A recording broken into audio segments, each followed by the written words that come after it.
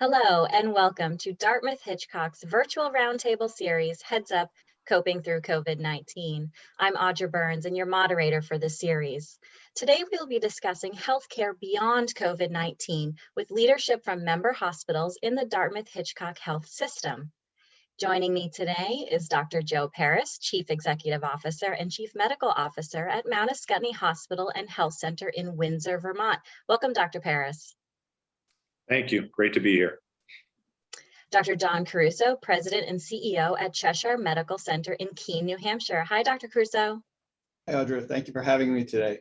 Great to have you. And rounding out our panel is Tom Manion, President and CEO of New London Hospital in New London, New Hampshire. Hi, Tom. Hey, Audra. Thanks for having me. Thank you all for joining me today. So let's get started with Joe. Since this pandemic began last spring, we've seen a decline in patients coming to our clinics and our hospitals for routine visits, screenings, and other in-person medical appointments. What are you doing at Mount Ascutney to ensure patients feel safe returning for their routine care? That's a great question, Audra, and I'll reiterate some of the data in your question. We watched our primary care visits, all of our outpatient visits, fall off a cliff back in March of 2020 in response to the pandemic. Those volumes rebounded a bit at the end of May and early June as there was some, I think, pent-up demand for care at that time.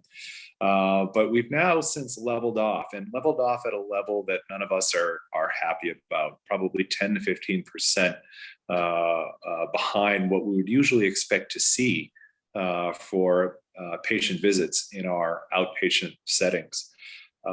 I've told our employees from the start that our organization's clinical and financial recovery rely wholly on our patients' trust of us in order to return to come back for safe and high quality care in the setting of a pandemic. So that meant everything from changes to our infrastructure, for example, changing the way all of our waiting rooms are set up so that there's safe and effective social distancing. That means having screeners at all of our doors, welcoming patients and gently reminding them to wash their hands and get their mask on and wearing it correctly and guiding them to where their next visit is. Probably most importantly, within a week or so into the pandemic in late March, we stood up a respiratory clinic at Mount Ascutney Hospital where folks get screened immediately for any respiratory symptoms, COVID symptoms, or anything that could even be remotely related to a COVID infection or an exposure. And we have had those patients and staff be in a separate part of our hospital where we can do the necessary evaluation and testing for COVID. I think that's probably been the most important and probably most assuring thing that our patients have seen is that right away from the get-go, whether it's you're walking through the front door or calling to make an appointment, you may get sent over to our respiratory clinic. And again, that's the motivation behind that is to keep patients and our staff safe so that we can continue to provide the care that we need to. But it's been a whole organization response from top to bottom in trying to maintain, if not rebuild, trust so that patients do feel comfortable coming back to get the care they need. It's definitely a team effort. And like you just said, it's the trust that we're trying to ensure that patients in our community understand that it's safe to come back to our facilities and for those routine cares that we want them to come back for routine care and screening. So Don, let's talk about the primary concerns around patients delaying this routine care or delaying procedures.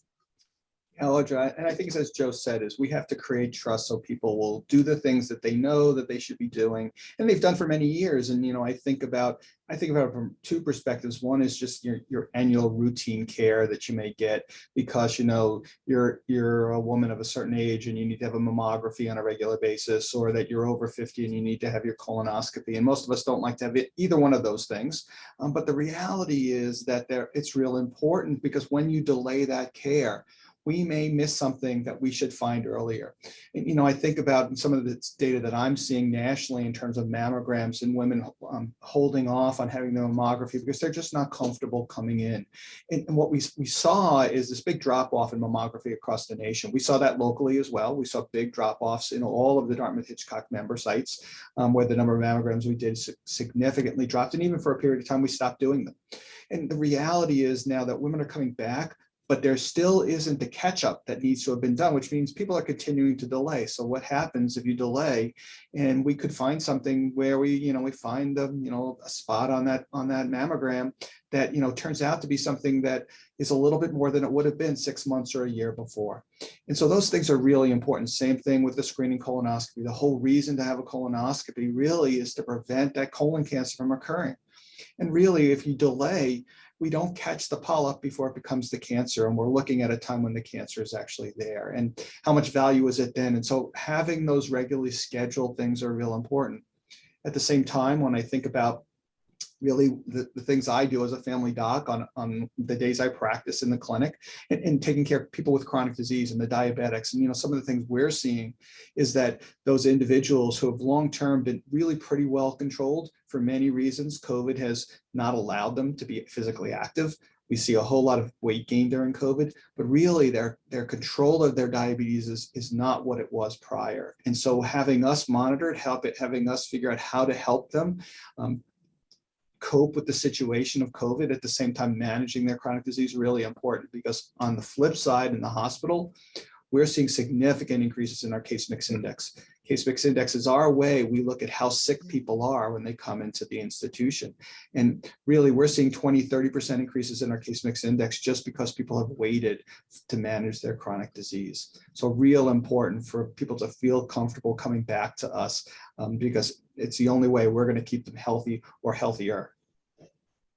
You made such a great point about making sure that if you take these screening appointments, we can hopefully catch something before it becomes a problem. So thank you for sharing that. And I actually celebrated a pandemic birthday this year and turned 40. And the first thing I did was book my mammogram appointment because I know it was something that needed to be done. So I do hope other women out there are not delaying that because it's really important to do. So Tom, when comparing the first few months of the pandemic of 2020 to now, what are you seeing as far as patients scheduling appointments, coming in for their appointments, and how has the availability of the COVID-19 vaccine helped bring patients back into the offices?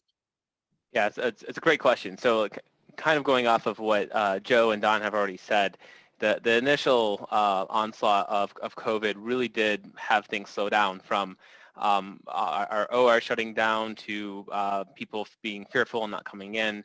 I would actually say our ER took a tremendous hit where people just totally avoided it out of fear that they were going to catch COVID here. And, a lot of those numbers have come back. Like Joe mentioned, we're probably around 80 to 90% of the volumes that we wore, same kind of yo-yo slingshot type effect that he described. And I'll say there were some interesting, innovations that happened along the way. One of the things I think is a good byproduct of COVID is our getting telemedicine into the outpatient world more so than what we have done in the past. And there really was some great uptake, especially initially when we had patients who were very immunocompromised, and it wasn't safe for them to come in. That it made sense to do those visits. We're still doing those. We're still doing a few of those, but the volume has dropped off, and we are seeing more people preferring to come back in person, which is what we want too. But it's a nice tool that we now have in our tool set that we didn't really have before, and there's been a lot of movement to actually get reimbursement for those types of things, which is great. Anecdotally, we know there are people showing up in our ER. We have our own ambulance service as well, where a lot of these people don't have COVID. They're not, as Don mentioned, with the case mix index increasing.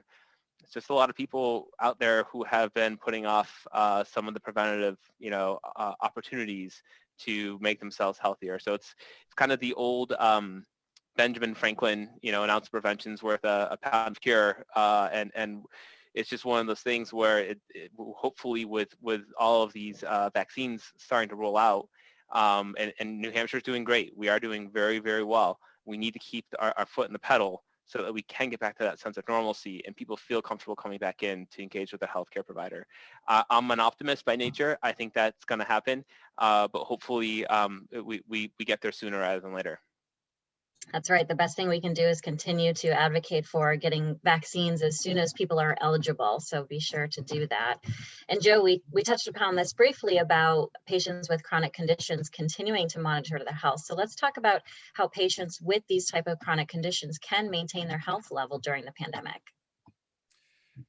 I think, Audrey, the most important first step is to get back in touch with your provider if you haven't been in touch with your provider in the last, even if it's been a few months. One of the great benefits of leading a hospital and practicing in the great state of Vermont is that we have access to a lot of data regarding the patients that we treat due to our engagement with an ACO, an accountable care organization across the state. And we have seen that worrisome data regarding preventative health screening and more specifically around patients with diabetes and hypertension. So I'll focus my comments on that. We have seen a noticeable rise in the number of our patients with poorly controlled hypertension and a noticeable rise in our patients with diabetes who have a hemoglobin A1C greater than 8 or 9, which really signifies poor control. And the other subgroup there is people that haven't had their hemoglobin A1C checked in the last 6 months to a year, again, over the course of the pandemic. So what we have done is try to reach out individually to those folks. We found that all the bombarding on social media, the ads in the newspaper, the blanket emails to all of our primary care patients weren't getting the message through. So we decided we would just call them and call, email, or text our patients and say, hey, you need an A1C, or we need to get you in to check your blood pressure. Let's just bring you in for a nurse visit. Let's get the train back on the tracks. I think that has probably been our most useful modality to get people back in through the door. Our patients, they still have their glucometers at home. They can take that first step and take their blood sugar.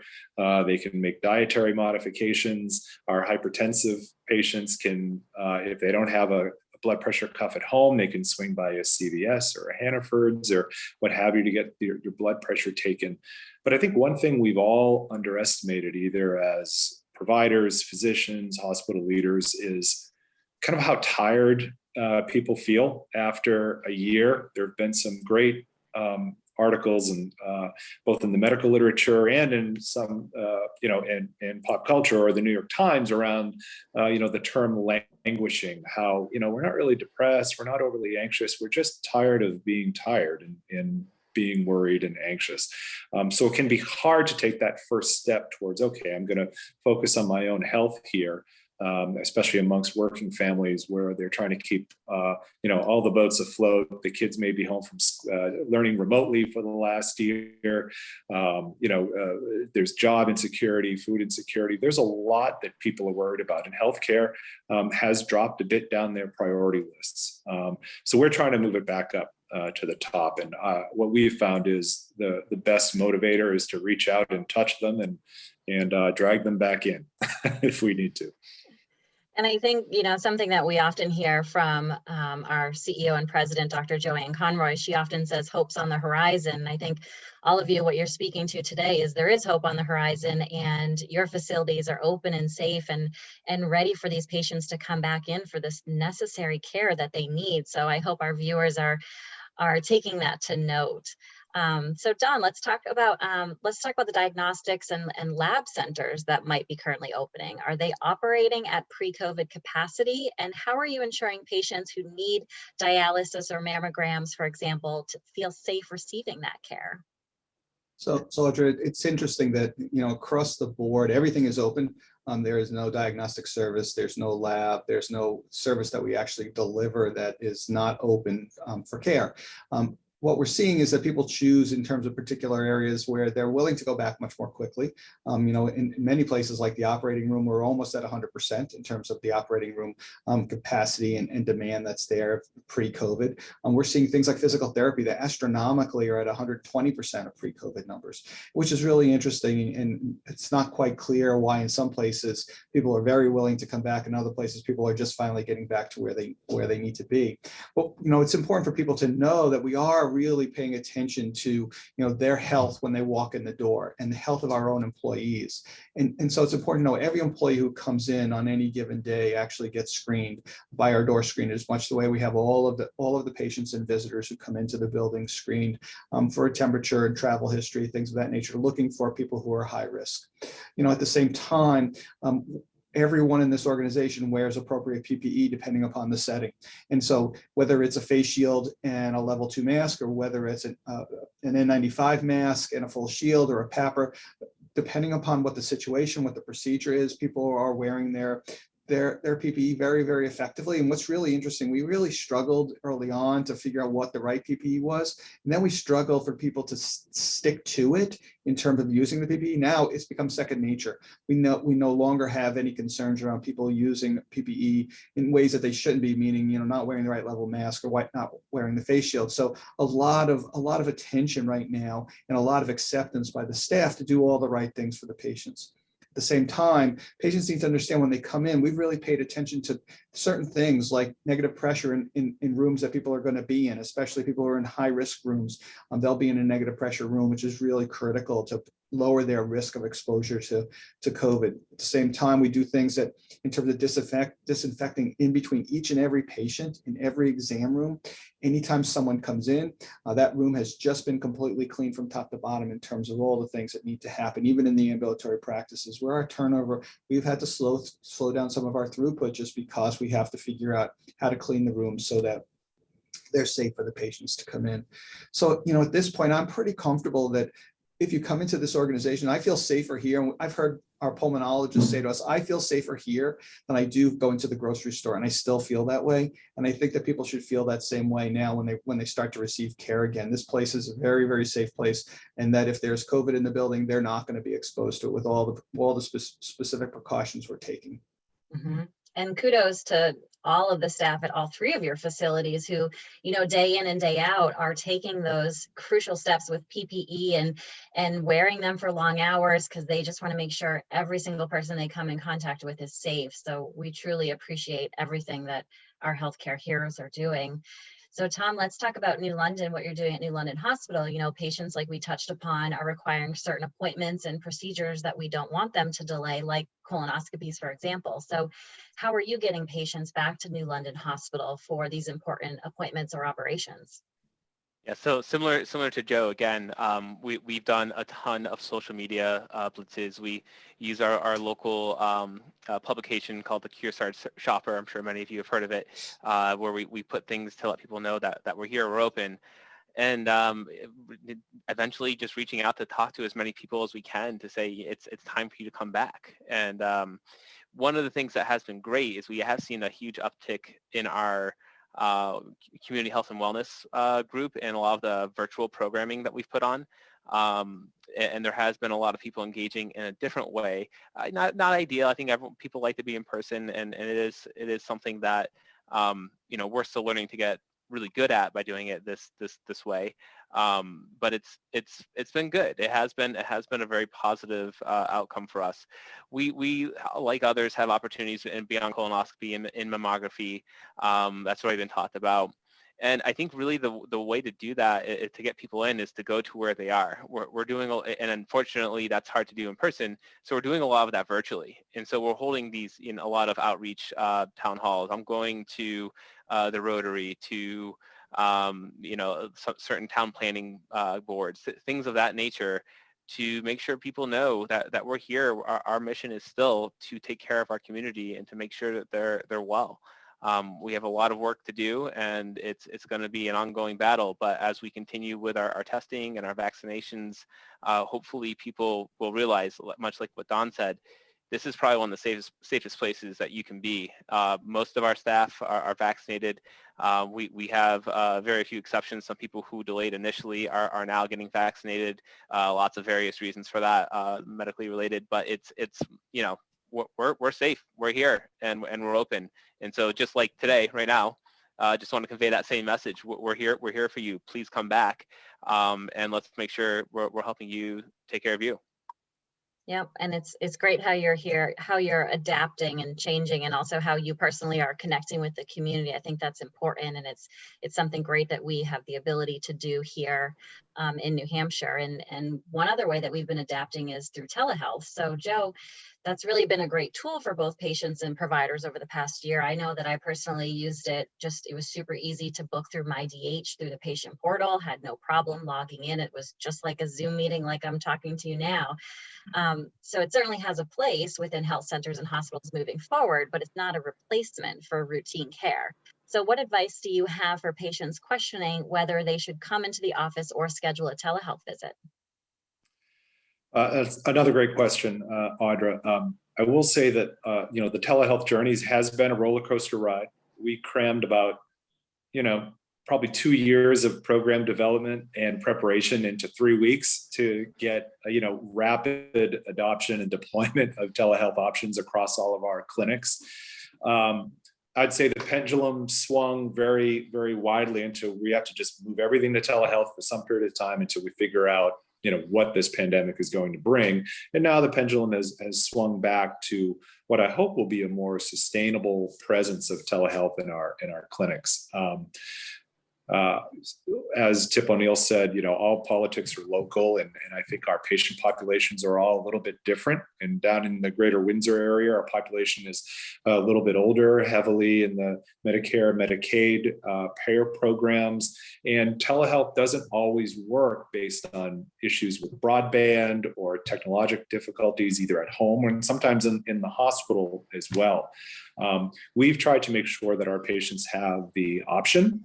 So our secretaries and our clerks, when they are called by patients, will ask virtually every patient whether they would prefer a telehealth visit or an inpatient visit or an in-person visit. And sometimes there can be a hybrid with a patient sitting in the clinic with concerned loved ones using a telehealth platform to be inside the clinic room virtually to ask questions and see what's happening between the patient and the provider.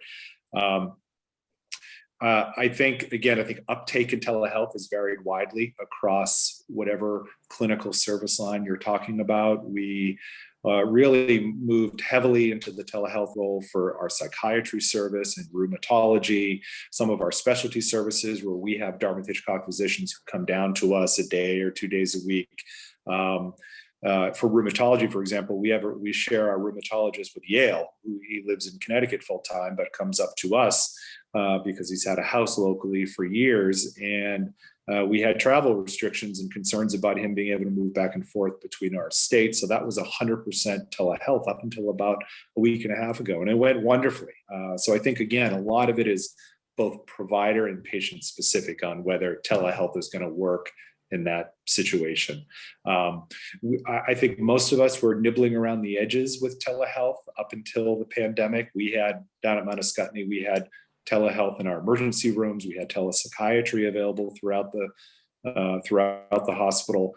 But when the house is on fire, you've got to use the biggest hose you can, and telehealth was that. We were able to maintain at least some continuity of care through telehealth, and I think it's going to be interesting to see when the dust truly settles how much of a portion of our care will continue to be through telehealth. But it's while I would echo Don and Tom regarding the safety, really the extreme safety of coming into our facilities, if it's still not the right decision for patients, then telehealth is an option, and there's a lot we can do, over the phone or with video and audio. It's a compelling modality, and as I said, we were thrust into it with very little preparation. We knew we would get to it eventually, but we had to act quickly, and I think generally it's been pretty well received.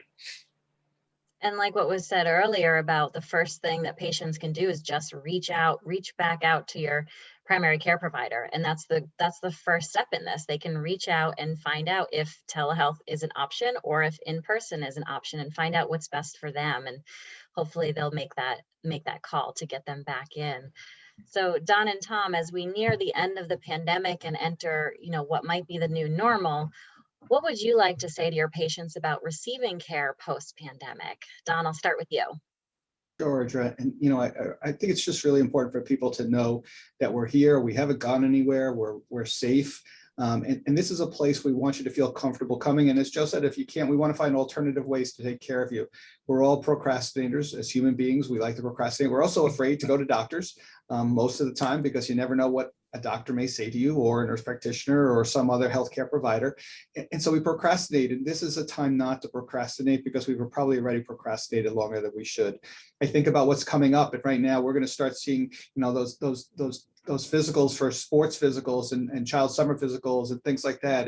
And all know how hard it is to get in to see us to get those. We want to make sure we can meet your needs in terms of those things. So my strong message is, it's safe. Please come in. We want to take care of you. We want to be here when you need us. And just like Don, same thing for us. I mean, we know that everyone's gonna be itching to get back into sports and get back to that normalcy that they want. I would recommend calling today now to start scheduling those appointments, because when all of a sudden we get to later on in the summer and people are all going to try to get those appointments at once, if hopefully everything works out, more and more people are going to be coming back trying to catch up on their delayed healthcare. And if you have a child in a sports program, I'd recommend just getting on our calendar sooner rather than later. That's great advice, and I'm going to take that. As soon as we are done with this video, I'm going to call to book my kids' sports physical, because that's truly a great point. In normal times, it's challenging to get in for those physicals because everyone's trying to get their kids in for camp and sport. So that's a really great point of making those appointments now, and really great information that all of you shared. It's so great to hear what you are all doing within the Dartmouth-Hitchcock Health System. So Joe, Don, and Tom, thank you so much for joining me today. Thank you. Thanks, Audra. So next week, we're going to talk with frontline workers to discuss their firsthand experience during the pandemic. You can view past Heads Up Coping Through COVID-19 and additional information, as well as helpful resources, on the link on your screen. Thank you for watching. Stay healthy and stay safe. Take care.